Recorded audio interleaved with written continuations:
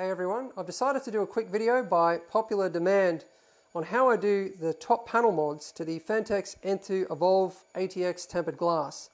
This also applies to the non-tempered glass version. They're basically the same case. To fit two 360mm radiators. So you can see here I already have a 360mm radiator installed onto the front panel, and this is the EK Slim version.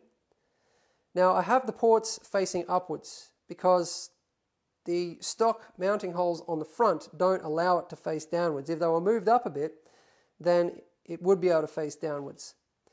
So that's kind of the first issue that you run into, but we can work with that with the top panel mods that I'm going to be doing. There's actually no need to modify the front panel. So I also have the same radiator and fans already mounted on the top panel, because the top panel of this case actually slides in and out on rails. And these are the rails just here, which I've removed, but there's a few screws. I think there's 6, and then you can slide this thing out, then install the fans onto the underside of it and slide it back in. But you can't install anything onto the top side, by default at least, and that is because it's folded. So you'll be able to see just here, I've actually modified this. All around this edge, it actually comes in at about an extra 5mm.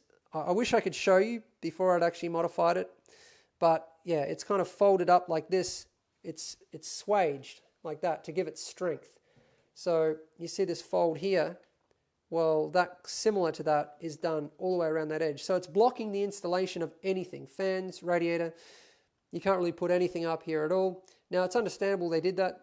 It's kind of necessary for strength, although the panel is strong enough without it, and they could have done it, more back here out of the way, because once you remove those, you have precisely 25mm between this and the underside of the actual top panel, which goes in the top, which we'll take a look at shortly, which allows you to install fans.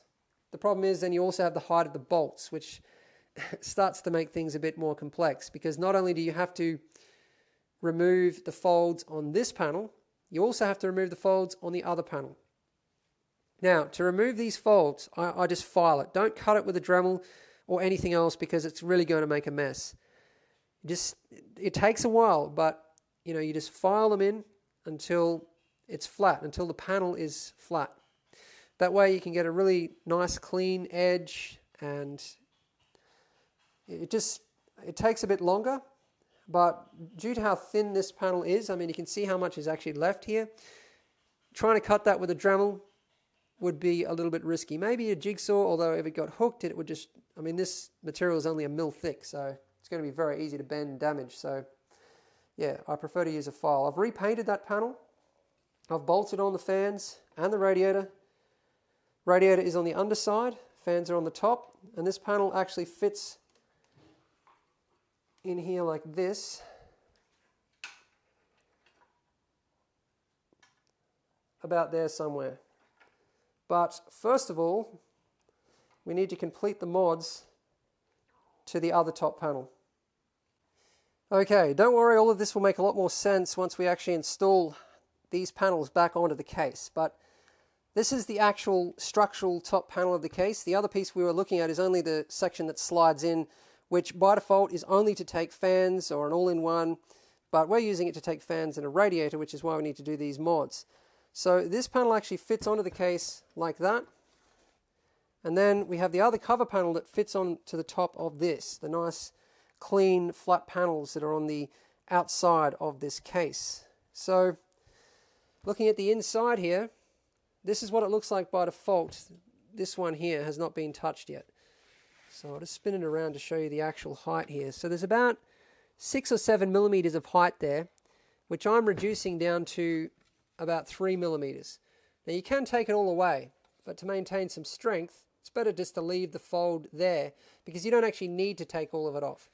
We only need to take a few mil, and then it's going to allow the fans to fit. Now interestingly enough, I haven't had to do this on all of them. So start by modifying the other panel first, try that. If it still doesn't fit, then modify this one. I think it must be discrepancies in the manufacturing of the cases, because it's such a close fit. It's so tight that 2 of them that I've done have fit without this mod. This one won't. If it doesn't fit, what happens is this panel bows up in the middle. it bows both ways, that way and that way, and it just looks horrible. Things don't fit properly, you know, everything's just jammed in there, things are getting scratched. So yeah, I'm going to complete these mods. I just need to finish filing along this edge, and actually this is extremely difficult to do because you can't just get the file in there like that to file it. So you actually have to file down on an angle through that hole like that.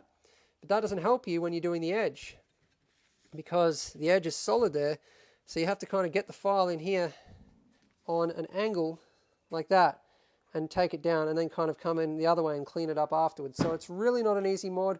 I've tried to do it with a Dremel, and you just spend ages going through a lot of blades, and I'm really not sure of another way of doing it. I mean, maybe a belt sander, something like that would be good.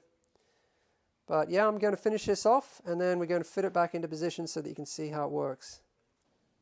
I've finished reinstalling the top panel, so the mods are now finished, but just take a look at how tight things are here. So the two radiators are literally touching each other and scraping each other. They are that close together.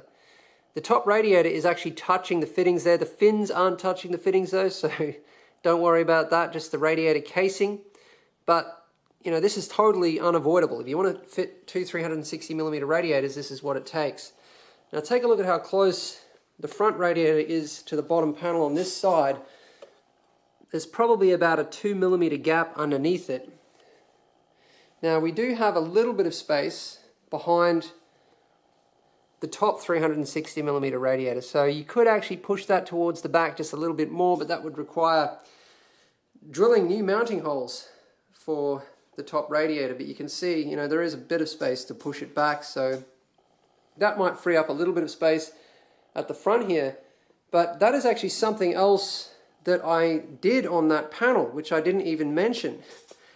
I actually lengthened some of the holes. So I think it's this hole, and this one, and maybe one of the holes on this side. I actually just got a small rat tail file and I lengthened them in this direction so that I could, you know, get the radiators to sit like that.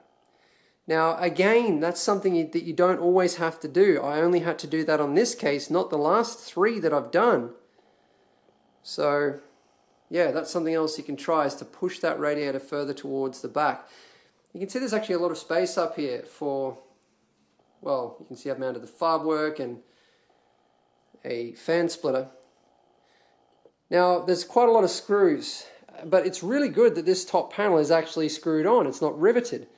You know, if it weren't for that, this mod would be a lot more difficult. So I guess maybe they intended for the top panel to be removable to make some of this a little bit easier. But we have the two screws here.